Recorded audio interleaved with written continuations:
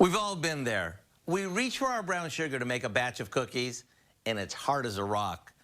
Before you have a meltdown, I have a few tricks that'll help save the day. But first, let me tell you why brown sugar gets that way in the first place.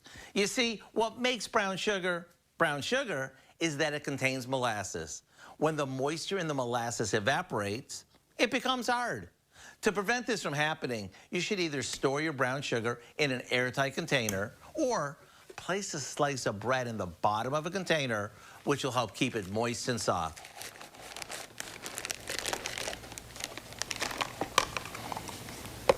If it does become hard, place your brown sugar inside a microwavable bowl with a damp paper towel over it and microwave it for about 20 seconds. Now that you know how to store and soften brown sugar, let me share a brown sugar snack cake recipe with you that is just heavenly.